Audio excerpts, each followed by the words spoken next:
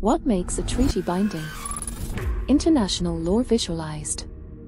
Written international agreements between states are the first source of international law under Article 38 of the International Court of Justice, and they are similar to contracts in domestic law, and the commitments enumerated in treaties constitute international law.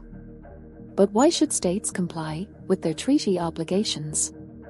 Article 26 of the Vienna Convention on the Law of Treaties enunciates the fundamental principle of pacta sunt servanda, which means that what has been agreed to must be respected.